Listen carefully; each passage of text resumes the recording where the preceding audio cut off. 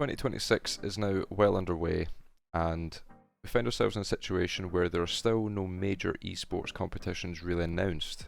And in today's video, we're going to explain where are they and discuss what is going on this year and why the scene seems to be on a bit of a decline. So, first and foremost, what is happening with Rennsport? Now, of course, that game came onto the scene in an explosive way in 2023, kicked off in Katowice, and yeah, it really came onto the scene as if it was going to be the future of Simracing esports. And really since then, we haven't seen a huge amount of progress from Rennsport. And now we have a bit of news about what's going to be happening with it in 2026. So yeah, the news isn't good. It was dropped from the Esports World Cup roster as of January 2026, and there are many reasons as to why, but the main one really being a lack of viewership. After 3 years at the event, it was announced this month that it would be replaced by Trackmania as the sole racing title at the Saudi hosted event. So what went wrong for Rennsport? In short, there's a multitude of things really. The development of the game was slow.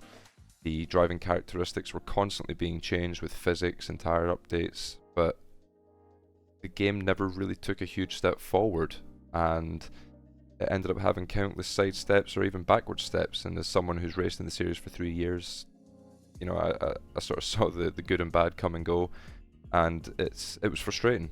Very, very frustrating. Yeah, at most tracks the racing was fairly boring. Despite a short and intense format, the racing was a bit stale. Another issue with Rennsport really was that the breaks were too long, and I think this is one of the key reasons as to why it was dropped from the World Cup. You know, a common complaint from drivers and viewers alike was that the race was only 15 minutes, and you add on the 8 or so minutes that it took for qualifying, it should have been more than possible to get 2 races in per hour.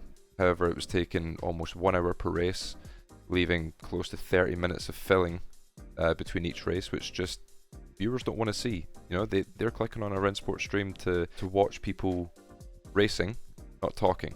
And you know, for multiple reasons, we never really got 2 races an hour. It was almost impossible. Even getting, you know, 1 race over and done with in 45 minutes was a tough ask. So it just turned viewers away. The other problem was that the game never actually came out until it was too late.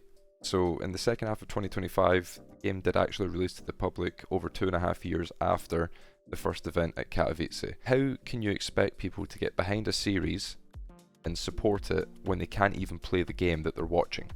You know, it made the whole game come across as elitist, way too exclusive for people who actually wanted to get involved and be passionate about it. They couldn't, because they couldn't hop on Rennsport and do what the pro guys were doing. You physically couldn't even download the game. Yeah, once people eventually got their hands on the game, the reception wasn't great.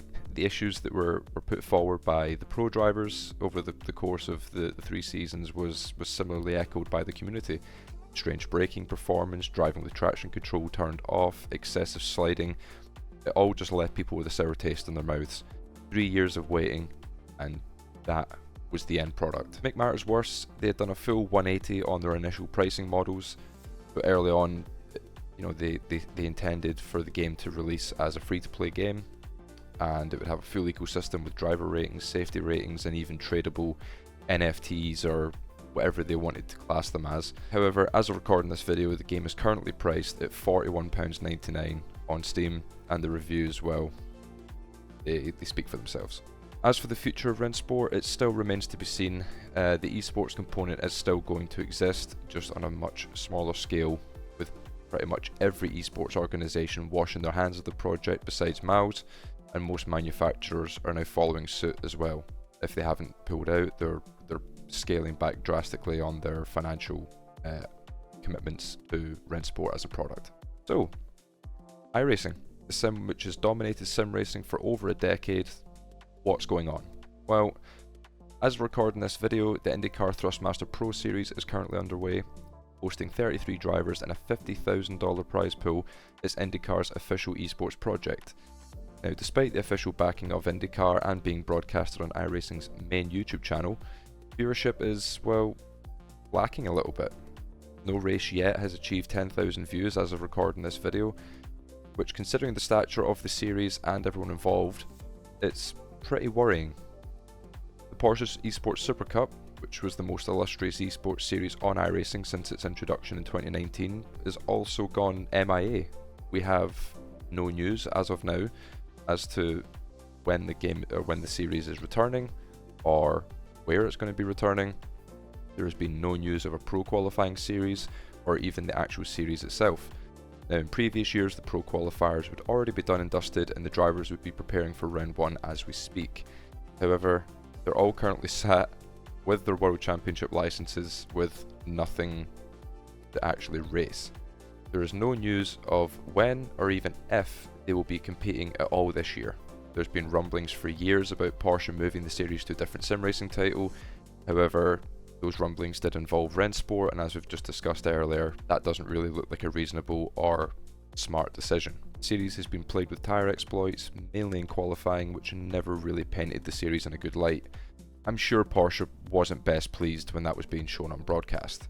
In fact, it's now gotten so bad that iRacing don't even broadcast qualifying at all and at a World Championship level, even in IndyCar. IMSA Esports is rumoured to return later in the 2026 season, typically running around the October-November period. Hopes of an increased prize pool and a slightly longer season puts it in prime position to be the top endurance championship on iRacing this year. However, nothing has been confirmed yet, but after the previous couple of years, IMSA seems to have gone pretty well, so I fully expect to see IMSA return at the end of this year. Now, moving to LMU, a game that I'm not hugely familiar with and not too involved in the esports side of things, but there has been a very, very positive release for that game, and the future does look bright.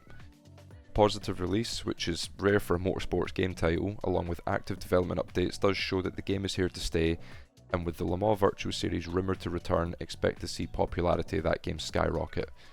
However, there's still no official dates, and Studio 397 seem to be taking their time with the game, making sure that it is perfect so that we don't run into the issues that we saw in previous years. So with that, guys, that is the entire sort of outlook of where the road World Championship esports competitions are at the moment. As a pro driver myself, you know, I've just been released from my contract with VP, so I'm looking for a new team and something to race in, but as it stands, the whole esports bubble does seem to have burst, and it's all being caused by Rennsport being dropped from the World Cup. There is a huge pool of talented drivers that are now looking for new teams, but these teams don't have any budget to actually bring us in. And with us being told 2 days before Christmas, for myself personally, I got told 2 days before Christmas that I was going to be released from my contract.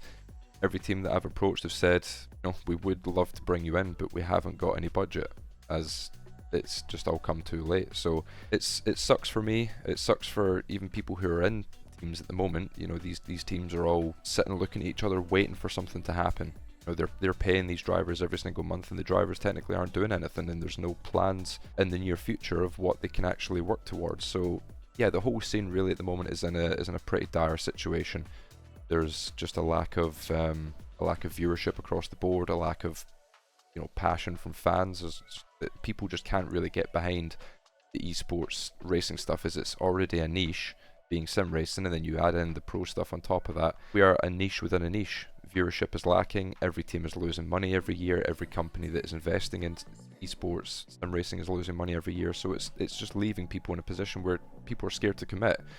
From teams to sponsors to partners, you name it, across the board, there's a lack of commitment, and it's left us drivers in a situation where some of us are without jobs and others are without any series to work towards or any work. So yeah, it's a shame, but hopefully in the next couple of months we will get some clarity on where things are going to stand. But yeah, professional sim racing has a lot of work to do.